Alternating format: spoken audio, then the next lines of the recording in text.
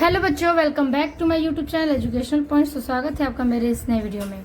आज हम लेके आए हैं आप लोगों के लिए क्लास 10th का यूपी बोर्ड के जो बच्चे एग्जाम देने वाले हैं उनके लिए चैप्टर 5, और चैप्टर 5 का नाम है आपका समांतर श्रेणी। समांतर श्रेणी, ठीक है। और समांतर श्रेणी का आज प्रश्नावली देखेंगे हम 5.2 और 5.2 का पार्ट 3, यानी पार्ट 1 में हमने 1 से लेके 4 तक के प्रश्नों को सॉल्व किया, पार्ट 2 में 5 से लेके 11 तक के प्रश्नों को सॉल्व किया, और आज पार्ट 3 में हम देखने वाले हैं क्वेश्चन नंबर 12 से लेके 20 तक। तो आज हमारा 12वां क्वेश्चन होने वाला है जिसको हम हल करेंगे। तो क्वेश्चन नंबर 12 कह रहा है कि दो समांतर श्रेणियों का सार्वअंतर समान है, ठीक है, और यदि इनके 100वें पद का अंतर 100 है तो इनके 1000वें पद का अंतर क्या होगा। इसमें कह रहा है कि जो समांतर श्रेणी का सार्वअंतर है वो एक समान है, ठीक है, और यदि 100वें का अंतर क्या है कि जो 100वें का अंतर है वो 100 है, 100वें पद का अंतर 100 है, तो 1000वें पद का अंतर क्या होगा। तो इस क्वेश्चन को हम देखिए उसी प्रकार से हल करेंगे ताकि हमारा 1000वें पद का अंतर क्या है उसको हम देख सकें। चलिए इसको सॉल्व करते हैं। तो 12वां प्रश्न हम सॉल्व करेंगे जिसमें हमारा हल होगा इस प्रकार से कि सबसे पहले हम चीजों को रखेंगे। तो सबसे पहले हम माना जो सार्वअंतर है वो क्या है, तो वो डी होने वाला है। तो हम सबसे पहले डी को रखेंगे, फिर आपका कौन सा पद पे मान उसका 100 है उन सारी चीजों को देखेंगे। तो सबसे पहले लिखेंगे कि माना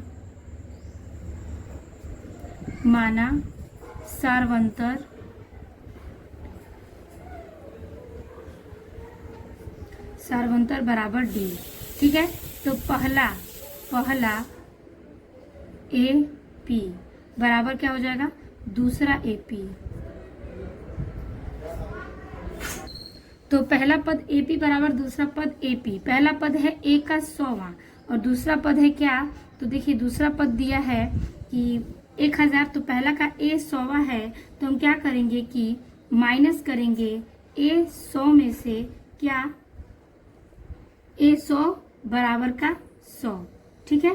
तो ये ए 100 में से माइनस करेंगे ए का 100 बराबर 100, ठीक है। तो अब देखिए यहाँ पर ये जो पद है हमारा वो अगर ए में से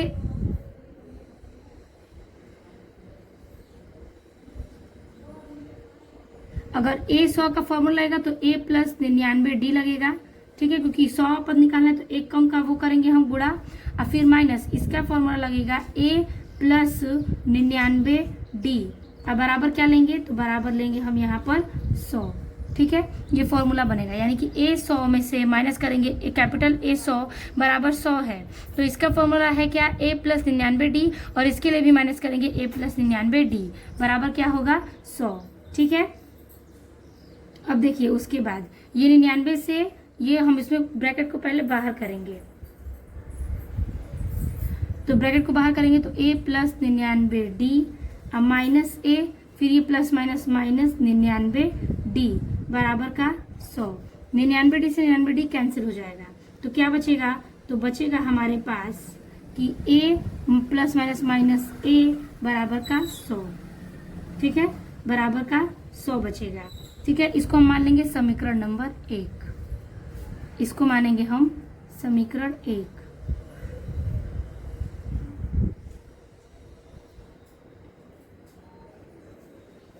ठीक है।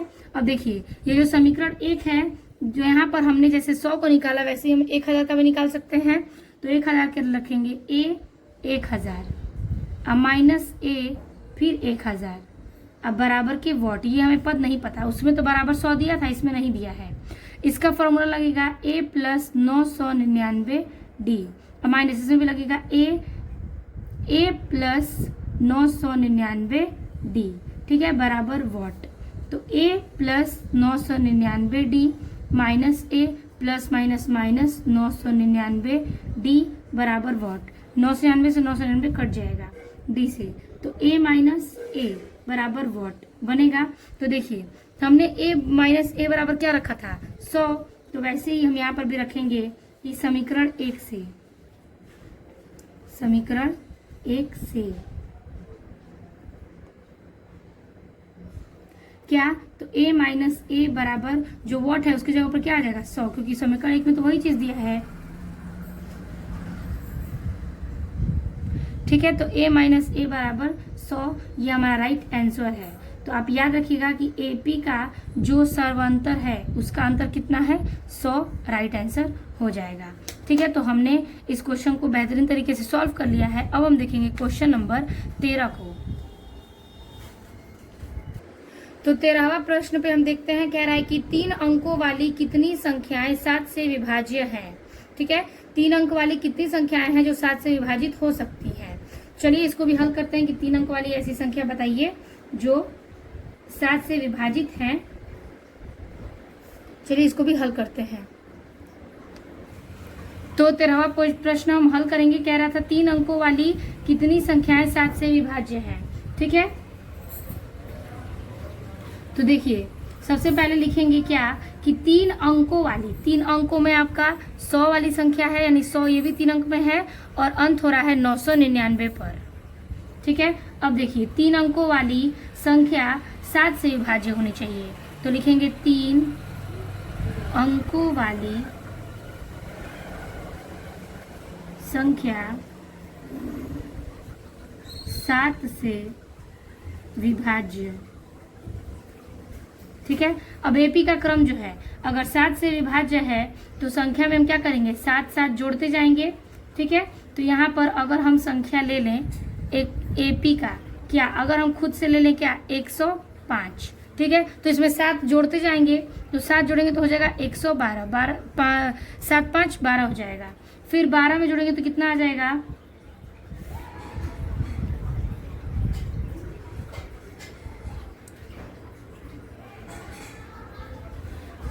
तो यहाँ पर जो अंकों की संख्या है वो 7 से विभाज्य होनी चाहिए। ठीक है, तो 7 से विभाज्य होने वाली कौन कौन सी संख्याएं हैं जो 7 से ही कटे। तो देखिए ये भी 7 से कटेगा, ये भी 7 से कटेगा। उसके बाद आपका जो संख्या है वो है क्या 199, ये भी 7 से कटेगा। उसके बाद आपका संख्या है 126, ये भी 7 से कटेगा। फिर डॉट लाइन आपकी जो संख्या है वो है क्या 994, ये भी 7 से कटेगा। ठीक है, तो कह रहा है कि 3 अंकों वाली कितनी संख्याएं 7 से विभाज्य हो सकती हैं। तो ये सब तो कट गया, 3 अंकों में है, हमने जो कि रख लिया है। अब इसको हम क्या करेंगे मान लेंगे। तो इसके बाद जब 3 अंकों वाली जो 7 संख्याएं हैं उसका पद ज्ञात करना है, तो इसको हम ले लेंगे संख्या को A1 A2 A3 A4 और इसको मान लेंगे AN। ठीक है, अब हम क्वेश्चन को हल करेंगे। सबसे पहले हम लेंगे क्या प्रथम पद बराबर क्या दिया है 105, तो 105।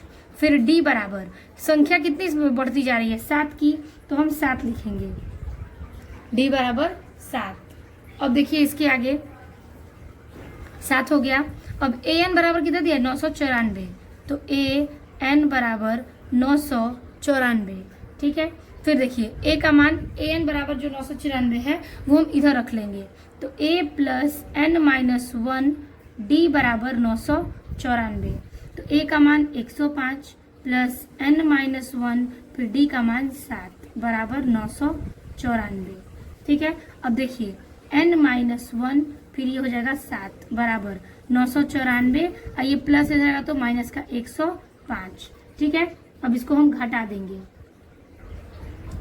तो N माइनस 1 ठीक है 7 बराबर ये घटेगा तो क्या आएगा, तो 14 में से 5 गया 9, 8 में से 0 गया 8 और 9 में से 1 गया 8। ठीक है, 889। तो अब देखिए ये जो N माइनस 1 है और ये 7 जो है 889 के साथ नीचे आ जाएगा।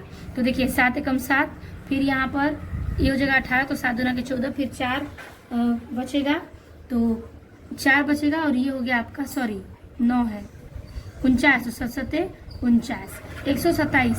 तो N माइनस 1 बराबर 127। ठीक है, तो N बराबर 127, ये प्लस का माइनस इधर आएगा तो प्लस का, माइनस का 1 है इधर आएगा तो प्लस का 1, तो N बराबर आ जाएगा 128 N का मान। ठीक है, तो N बराबर ज्ञात होता है आपका 128। तो यही हमारा राइट आंसर है 13वें प्रश्न का।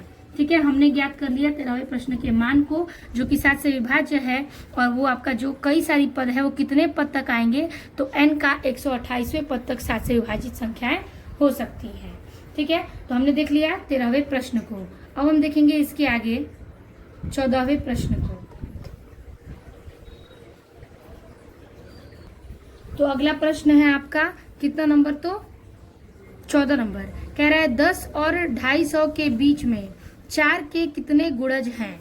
ठीक है, 10 और 4 250 के बीच में 4 के कितने गुणज होंगे।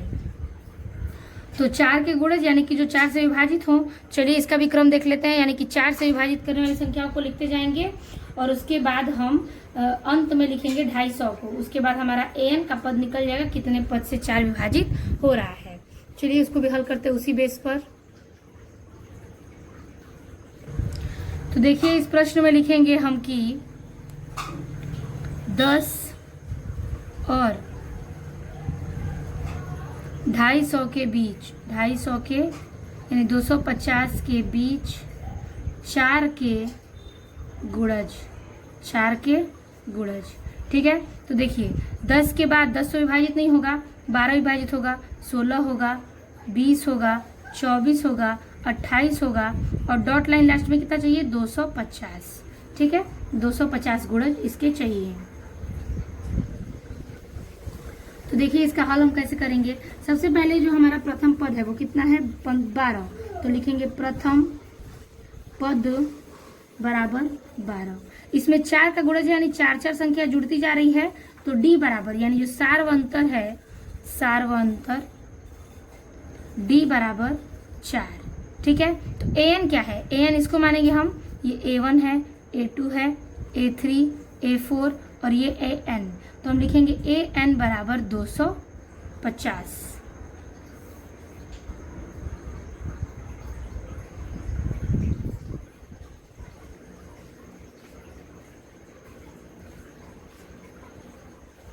तो यहाँ पर ये देखिए ये जो an है 250 तो 4 से विभाजित नहीं होगा, लेकिन 248 जो है वो 4 से विभाज्य हो जाएगा। 2 8 24, सॉरी 4 8 24 और 4 दूना के 8, और ये 4 8 24 फिर बचेगा 10, तो ये 4 से विभाजित नहीं होगा, इसलिए हम an बराबर 248 लेंगे। अब फॉर्मूला लगाएंगे a plus n minus 1 d बराबर क्या हो जाएगा, 248। तो हम इसको क्या रखेंगे, मान रख लेंगे। a का मान है 12 यहाँ पे दिया है, प्लस n माइनस 1, d का मान है 4 बराबर 248। तो n माइनस 1 4 बराबर 248, ये प्लस का 12 इधर आएगा तो माइनस का 12। ठीक है, तो n माइनस 1 ब्रैकेट के बाहर 4 बराबर, इसमें से 8 में से 2 गया 6, 4 में से 1 गया 3 और फिर ये बचेगा 2 यानी कि 236। तो n माइनस 1 ठीक है बराबर 236, अब बटे में ये आ जाएगा 4, कटा देंगे तो 4 5 20 और ये जो 36 है हो जाएगा कितने बार में, तो 4 9 36। तो n माइनस 1 बराबर कितना आ जाएगा, तो लिखेंगे यहाँ पर n माइनस 1 बराबर 59। तो यहाँ पर हो जाएगा क्या, तो देखिए हो जाएगा n बराबर 59, ये माइनस का प्लस 1 है, प्लस का 1, तो n बराबर क्या हो जाएगा, 59 में जोड़ेंगे 60। तो n का मान कितना आ गया, 60 आ गया। ठीक है, n की वैल्यू यहाँ पर 60 आ रही है। तो हमने देख लिया n का मान यहाँ पर 60 आ गया। अब हम इसको कर सकते हैं, लिख सकते हैं कि अतः 10 और 250 के बीच 4 के 60 गुणज हैं, 4 के 60 गुणज हैं। ठीक है, 4 और के 60 के बीच में मतलब 250 और 10 के बीच में कितने हैं, 4 के 60 गुणज हैं, यानी 60 कट सकता है 60 बार 4 की संख्या से, इतने सारे नंबर्स उसमें हैं। तो ये हो गया आपके 14वें प्रश्न का हल। अब हम देखेंगे प्रश्न संख्या 15 को।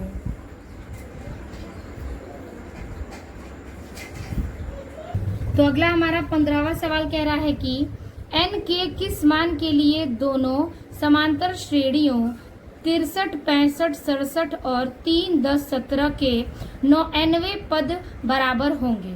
ठीक है, तो देखिए क्वेश्चन बहुत ही घुमा रहा है लेकिन बहुत ही चुटकियों में सॉल्व हो जाएगा।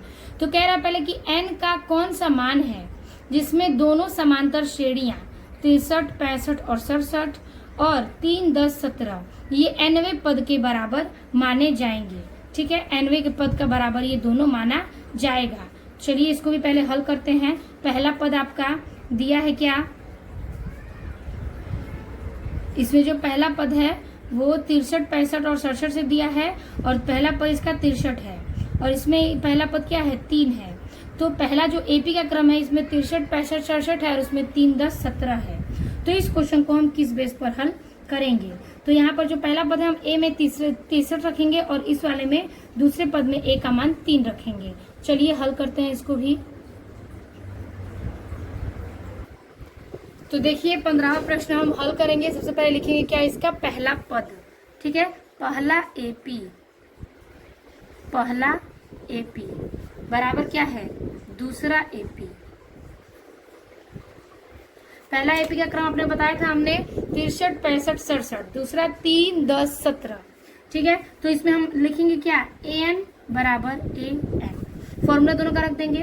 तो a plus n minus 1 d बराबर a प्लस n माइनस का 1 फिर d। ठीक है, अब देखिए इन दोनों मान रखेंगे। पहला पद था कि आपका 63 a का मान, तो हम रखेंगे 63 plus n minus 1 n minus 1। d कैसे पता चलेगा, तो देखिए दोनों में क्या अंतर है, इस d में और इस d में क्या अंतर है। 63, 65 के बीच कितने का अंतर है 2 का, 65, 67 के बीच में 2 का अंतर है। तो हम d का मान इसमें 2 रखेंगे। इसमें 3 और 7, 10 के बीच में 7 का अंतर है और 10, 17 के बीच में भी 7 का अंतर है।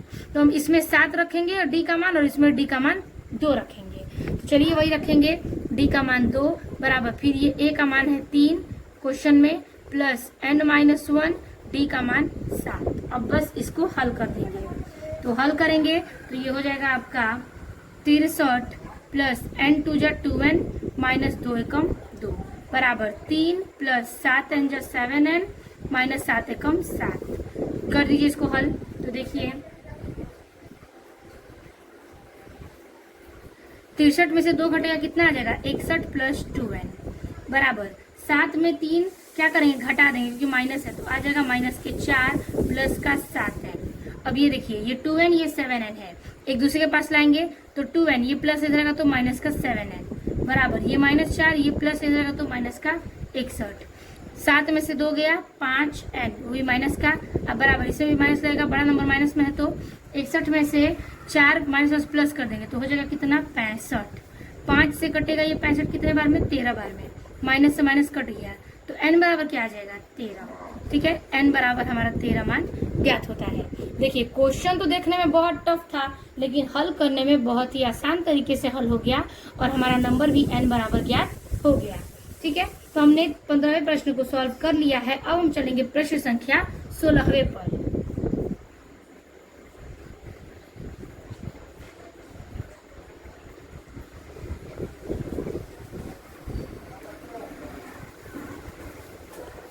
तो देखिए अगला है हमारा 16 प्रश्न जो कि कह रहा है कि वह एपी ज्ञात कीजिए जिसका तीसरा पद 16 है और 7वां पद 5वें पद से 12 अधिक है। ठीक है, हमको ऐसा एपी का मान ज्ञात करना है जिसमें ए का तीसरा मान यानी एपी का तीसरा पद यानी A3 बराबर 16 है, 7वां पद 5वें पद से 12 अधिक है। तो A7 ठीक है बराबर A प्लस 5, ठीक है A5 A5 ले लेंगे और प्लस 12 अधिक है तो 12 अधिक के लिए प्लस 12। इसको रख के हम इसको सॉल्व करेंगे तो हमारा जो कि एपी का मान है तो एपी का मान ज्ञात कर लेंगे हम। चलिए इसको भी हल करते हैं। तो 16वां प्रश्न हम हल करेंगे कि A3 का मान यानी A का तीसरा जो पद है उसका मान 16 है तो हम रखेंगे A3 बराबर 16। ठीक है, फिर हम रखेंगे A3 का फॉर्मूला क्या है तो रख लेंगे A प्लस 2D ठीक है बराबर 16, समीकरण नंबर 1। ठीक है, यानी आपको हमने सिखाया है कि अगर कोई भी पद का मान निकालना है तो उस पद में से एक घटाकर D में गुणा कर देंगे सार्वंतर में। ठीक है, क्योंकि n-1 का फॉर्मूला है और n का मान जो दिया है ये 3 वो रखेंगे और 3 में से अगर 1 घटाएंगे तो उससे कम ही आएगा एक नंबर, तो हम डायरेक्ट 3 की जगह पर 1 घटाकर 2 रख दिए हैं। तो A प्लस 2D बराबर आएगा 16, समीकरण नंबर 1। और अतः क्वेश्चन में दिया है कि A का 7वां पद क्या है, बराबर है a के 5वें से 12 अधिक है, a के 5वें पद से 12 अधिक है। ठीक है, अब इन दोनों का फॉर्मूला रखेंगे। a7 का फॉर्मूला क्या बनेगा, तो a प्लस 6d बराबर a5 का क्या बनेगा, तो a प्लस 4d, अब प्लस में रखेंगे 12, a से a कट जाएगा। ठीक है, अब देखिए 6 और 4d। ठीक है, अब ये 6d है, इधर से प्लस हो जाएगा तो माइनस 4d। ठीक है, अब बराबर बचेगा 12, 6 में से 4 गया 2d बराबर 12, तो d बराबर 12/2, कट के क्या आएगा d का मान, तो d बराबर आ गया 6। ठीक है, d बराबर हमने 6 ज्ञात कर लिया। अब देखिए हमने a का जो तीसरा पद है वो दिखाया 16, a का 7वां पद हमने ये रखा है। ठीक है, a 7वां पद क्या है, 5वें पद से 12 अधिक है। अब ये जो d का मान है वो d का मान समीकरण 1 इसमें रखेंगे। चलिए रखते हैं पहले d का मान, ताकि हमारा a का मान ज्ञात हो जाए। तो रखेंगे यहाँ पर कि d का मान समीकरण 1 में। ठीक है, अब देखिए सूत्र क्या है, a प्लस 2d बराबर 16। तो a का मान कितना है, तो a का मान आपका क्वेश्चन में नहीं पता है। ठीक है, a प्लस 2d है तो 2 इंटू डी का मान 6 बराबर 16। तो देखिए a प्लस 6 दूना के ये 16 है। ठीक है, 12 अब बराबर 16। ठीक है, तो a बराबर 16, ये प्लस रहेगा तो माइनस का 12, तो a बराबर कितना आ जाएगा 4। ठीक है, a बराबर 4 मान ज्ञात होता है। ठीक है, a बराबर हमने ज्ञात कर लिया, d बराबर ज्ञात कर लिया। अब a p का व्यापक रूप कैसे निकालेंगे, तो a p का व्यापक रूप निकालने के लिए लिखेंगे कि a p का व्यापक रूप। ठीक है, फॉर्मूला क्या बनेगा, a फिर प्लस a प्लस डी, ठीक है, क्वामा है a प्लस डी, फिर क्वामा a प्लस 2d, फिर क्वामा a प्लस 3d। तो व्यापक रूप तो ऐसे ही निकलते हैं। अब मान हम a और d का रख देंगे, क्वेश्चन निकलता जाएगा। a का मान कितना है 4, तो पहला पद 4, दूसरा है a का मान 4 प्लस d का मान आया है 6, तो रखेंगे क्या 6, क्वामा a प्लस 2d, तो a प्लस 2 गुणे a का मान दिया 4 और d का मान 6, तो 2 गुणे 6, क्वामा a का मान दिया है 4 प्लस 3 गुणे d का मान 6। हल करिए, पहला मान 4, दूसरा मान 4 में 6 जोड़ेंगे 10, तीसरा मान 6 दूना के 12, 12 में 4 जोड़ेंगे 16, चौथा मान 18, 18 में 4 जोड़ेंगे 22।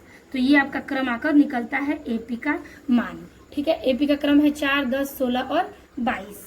तो इस प्रकार से हमने 16वें प्रश्न को हल किया बहुत ही बेहतरीन तरीके से, और एपी का क्रम भी ज्ञात कर लिया है हमने। ठीक है, तो इस प्रकार से हमने 16वां प्रश्न सॉल्व किया। अब हम देखेंगे क्वेश्चन नंबर 17वें को।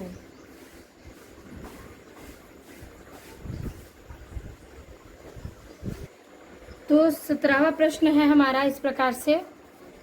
17वां प्रश्न कह रहा है कि एपी का मान 3, 8, 13 और ... 253 में अंतिम पद से 20वां पद ज्ञात कीजिए। यानी अंतिम पद 253 है और 253 से हमें 20वां पद ज्ञात करना है। बहुत आसान है, हमें आपने बताया था कि a1, a2, a3 मानेंगे, फिर d का मान निकालेंगे और d के मान के लिए 20वां पद करना है, तो सूत्र हो जाएगा a प्लस 19d, फिर हमारा राइट आंसर निकल जाएगा। चलिए बहुत ही आसान है, चुटकियों में से सॉल्व करते हैं। तो 17वें क्वेश्चन में सबसे पहले हमारा दिया क्या है, 3, 8, 13 और ... 253। ठीक है, ये है a1, a2, a3। ठीक है, अब देखिए ये an है। अब यहाँ पर हमें क्या करना है, सबसे पहले हमें सारवंतर चाहिए सूत्र को हल करने के लिए। सारवंतर का फॉर्मूला होता है d बराबर, ठीक है, d बराबर a2 माइनस का a1। तो d बराबर a2 कितना है 8, तो 8 रखेंगे, और माइनस की a1 कितना है 3, तो 3 रखेंगे। ठीक है, तो देखिए d बराबर 8 में से 3 कितना बचेगा 5, तो d का मान आ गया हमारा 5। अब देखिए प्रथम पद ये बताइए, क्वेश्चन में बोला है कि 253वें पद से बताइए।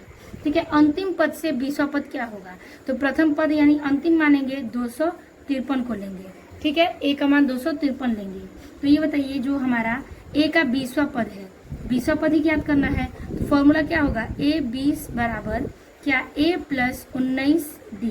ठीक है, तो देखिए a प्लस 19d ज्ञात करना है, तो ये हो जाएगा a का मान 253 प्लस 19 गुणे d का मान है 5, तो 5। ठीक है, अब यहाँ देखिए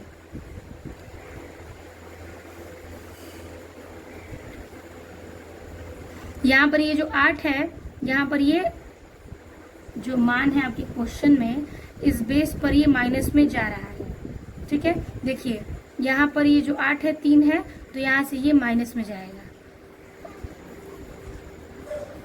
तो ये 3 हो जाएगा प्लस का, और ये माइनस का 8, तो ये मान आ जाएगा माइनस के 5। तो यहाँ पर भी रखेंगे -5। अब देखिए 253 प्लस माइनस माइनस 19 5 95। ठीक है, 253 में से 95 घटा देंगे, तो 13 में से 5 गया 8, 14 में से 9 गया 5, और 2 बचा आपका, तो 2 में से कैरी ले लिए हैं, 14 में से गया, तो यहाँ बचा क्या 1, तो 198। ए का 20वां मान 198 है, राइट आंसर। ठीक है, 198 इसका राइट आंसर ज्ञात होता है।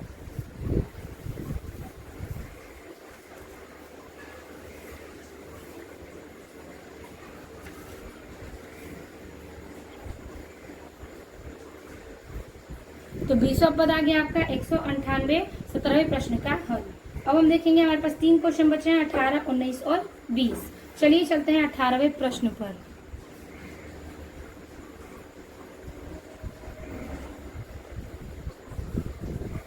तो इसके आगे हमारा 18वां प्रश्न कह रहा है कि किसी एपी के चौथे और 8वें पदों का योग 24 है, यानी चौथे और 8वें पद का योग कितना दिया है 24, तथा छठे और 10वें पदों का योग 44 है।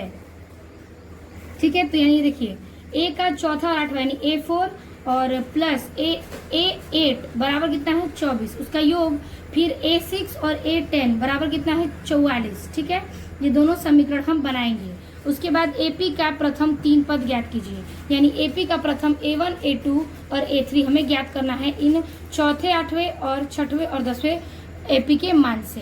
तो चलिए इसको भी उसी प्रकार से समीकरण बनाएंगे, फिर ए का मान, डी का मान ज्ञात करेंगे, और फिर हम A1, A2 और A3 ज्ञात करेंगे।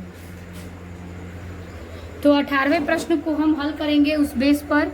तो देखिए हमारा पहले दिया है क्वेश्चन में कि ए का चौथा और 8वें पद का योग 24 है, तो रखेंगे हम A4 प्लस A8 बराबर कितना है 24। ठीक है, इन दोनों का फॉर्मूला रख लेते हैं।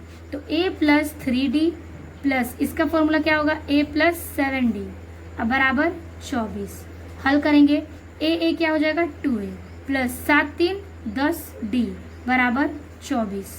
यहाँ पे देखिए 2 से ये कट जाएगा कितने बार में 5 बार में, तो ये आएगा क्या A प्लस 5D बराबर के, ये भी मतलब 2 कॉमन ले लेंगे तो ये भी कट के क्या आ जाएगा 12, तो आ जाएगा क्या बराबर 12 समीकरण नंबर 1। ठीक है, ये पहला शर्त था। अब दूसरा शर्त दिया है हमारा कि A का छठा मान प्लस A का 10वां मान बराबर दिया है 44। ठीक है, तो देखिए इसका भी फॉर्मूला रखेंगे, तो A प्लस हो जाएगा 5D प्लस A प्लस का 9D बराबर है 44।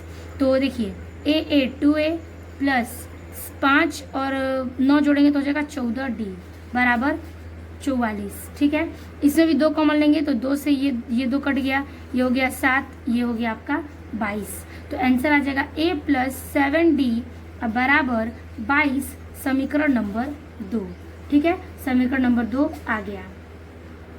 अब समीकरण 1 और समीकरण 2 से हम D का मान ज्ञात कर सकते हैं, तो बस वही चीज करेंगे, सेम प्रोसेस। लिखेंगे कि समीकरण 1 व समीकरण 2 से, समीकरण 1 है A प्लस 5D बराबर 12, दूसरा है A प्लस 7D बराबर 22।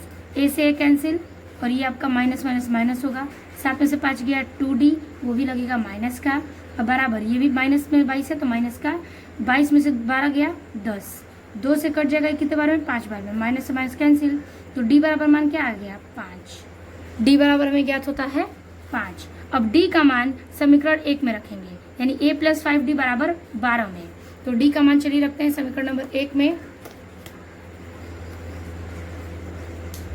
तो यहाँ पर लिखेंगे कि D का मान समीकरण 1 में रखने पर, ठीक है। तो देखिए a प्लस 25, सॉरी क्या था, तो a प्लस समीकरण था 5d बराबर के 12, तो a प्लस 5 है गुणे d का मान आया है 5 बराबर 12, a प्लस 25 बराबर 12, तो a बराबर 12 हो जाएगा और ये आ जाएगा प्लस माइनस का 25, a बराबर 25 में से 12 घट गया माइनस का 13, तो a का मान आ गया हमारा -13। समीकरण का सूत्र क्या है, AP का जो श्रेणी है वो हो जाएगा आपका a comma a plus D comma a plus 2d, यानी हमारे पास जो सूत्र है a का मान a1 का, a2 का और a3 का, a2 का a1 का निकालेंगे तो a1 ही है, a2 के लिए हो जाएगा क्या a प्लस डी और a3 के लिए हो जाएगा a प्लस 2d। फॉर्मूला रखिए 13 में, तो पहले का मान आ गया a1 का -13, इसमें रखेंगे -13 प्लस d का मान आया है हमारा 5, फिर क्वामा a का मान दिया है क्या -13, ठीक है, प्लस 2 गुणे d का मान 5, हल कर दीजिए, आ गया -13, 5 और 4 प्लस माइनस माइनस हो जाएगा, 13 में से 5 घटा देंगे तो आएगा -8 गुणे 5 दूना के 10, 10 में से 13, 13 में से 10 घटा देंगे जाएगा 3, तो -3। तो AP का क्रम आ गया आपका 13, -8, -3, राइट आंसर, ठीक है। ये आपका क्रम इस प्रकार से ज्ञात होता है। प्रश्न संख्या 18वें का प्रश्न हमारा सॉल्व होता है। अब हम देखेंगे प्रश्न संख्या 19वें को, ठीक है। 19वां प्रश्न अब हम सॉल्व करेंगे। तो अगला है हमारा 19वां प्रश्न, कह रहा है कि सुब्बा राव ने 1995 में ₹5000 के मासिक वेतन पद पर कार्य आरंभ किया और प्रत्येक वर्ष उसे 200 की वेतन वृद्धि प्राप्त की, ठीक है। किस वर्ष में उसका वेतन 7000 हो जाएगा, ठीक है। तो यहाँ पे देखिए, जब वो 1995 में थी तो उसका मासिक वेतन 5000 था और 5000 में हर माह उसका क्या होता है 200 बढ़ जाता है, ठीक है। हर वर्ष में, प्रत्येक वर्ष में 200 वेतन बढ़ जाता है। तो 7000 वेतन कब होगा और किस वर्ष में होगा ये हमें ज्ञात करना है। चलिए इसको देखते हैं। तो 19वें प्रश्न को हम हल करेंगे। सबसे पहले हमें ये बताया गया है कि 1995 में, ठीक है, उसका वेतन कितना है 5000 है, ठीक है, 5000 है। तो ये बताइए 1900, एक वर्ष में उसका 200 बढ़ रहा है, तो 1996 में कितना होगा, 1996 में हो जाएगा 5200। फिर 1997 में कितना होगा, तो 1997 में हो जाएगा 5400, ठीक है। ऐसे ही क्रम बढ़ते बढ़ते बढ़ते बढ़ते किस वर्ष में उसका 7000 होगा। ये तो पिछले 3 वर्षों की बात हुई, तो ये हम A1 ले लेंगे, A2 लेंगे, A3 लेंगे, ठीक है। तो देखिए AN बराबर क्या है, आखिरी का 7000, ठीक है। अब देखिए सूत्र रखेंगे, तो ये बताइए जो D का मान है वो सार्वंतर 200 बढ़ रहा है प्रत्येक वर्ष में, तो 200 D का मान, तो देखिए D का है 200 और AN का मान दिया है 7000। तो सूत्र रखेंगे क्या, A प्लस N-1 D बराबर दिया है 7000, ठीक है। A का मान, तो पहला मान दिया है 5000, तो 5000 रखेंगे, प्लस N-1 D का मान 200 बराबर आ जाएगा 7000। तो देखिए N-1 200 बराबर 7000 प्लस इधर आएगा तो माइनस का 5000, तो आंसर क्या आएगा N-1 200 बराबर 7 में से 5 गया तो आ जाएगा कितना 2000। अब देखिए इसके आगे हल करेंगे, तो 2000 से तो ये कट जाएगा आसानी से, कितने बार में 2000 से ये कट जाएगा 200, 2000 से 10 बार में, तो N-1 बराबर 10, तो N बराबर 10, ये माइनस का 1 है प्लस का 1 इधर आएगा, तो N बराबर क्या आ जाएगा 11। तो देखिए 11वां वर्ष है, ठीक है, 11वां पद और 11वां वर्ष है इसका राइट आंसर। तो 19वें प्रश्न का 11 राइट आंसर आ गया है।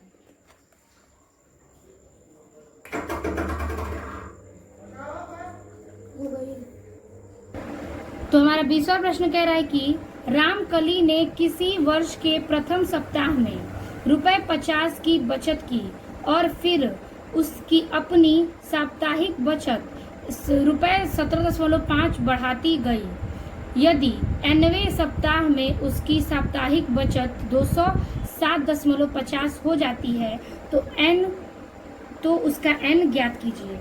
तो देखिए यहाँ पर जो उसका पैसे की बचत है वो प्रथम सप्ताह में ₹50 की बचत और फिर अपनी साप्ताहिक बचत में से, ठीक है, साप्ताहिक बचत में से 17.5 बढ़ाती जाती है। यानी पहले 50 था और हर सप्ताह बढ़ाती जाती है कितना, 17.5। तो A1 है 50, तो दूसरा A2 में 50 में से 17.5 जोड़ देंगे तो हो जाएगा A2। फिर तीसरे में उतना का आंसर में और जोड़ देंगे 17.5, तो आ जाएगा क्या, A3। फिर पूछ रहा है कि अंत में जो AN है 207.50 कब आएगा, तो N का मान किस पद में इतना पैसे उसके हो जाएंगे, ठीक है, बचत करने के बाद। चलिए ये भी बहुत ही आसान सा तरीका है। वो प्रत्येक सप्ताह में क्या करती है, अपना 17.5 बढ़ाती जाती है।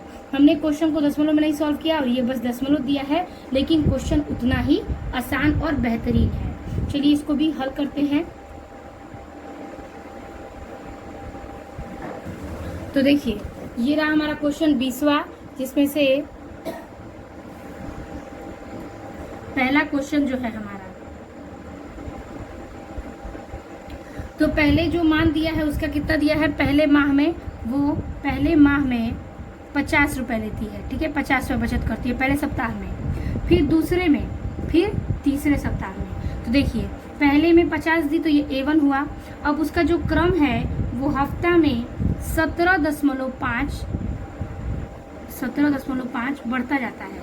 तो 50 में अगर हम 17.5 जोड़ दें तो कितना आ जाएगा, ये 5.7 और 5 5 1 6 67.5 आ जाएगा, ठीक है, दूसरा जो माह में बचाती है। फिर तीसरे माह में हम और कितना जोड़ देंगे, 17.5। तो 5 5 0 हासिल 1, 7 7 14 1 5, 15 का हासिल 5 5 लिखेंगे, हासिल 1, 6 1 7 1 8। तो ये 85.0, तो इसका मान आ सकता है कितना, 85। तो ये A1 हो गया, ये A2 हो गया और ये A3 हो गया। बाकी का हमें जाना है कितनी संख्याओं में, तो जाना है हमें कुल 207.50। ये आपका AN है, तो हमें A का nवां पद ही ज्ञात करना है। तो क्यों ना हम यहाँ पर पहले लिखें कि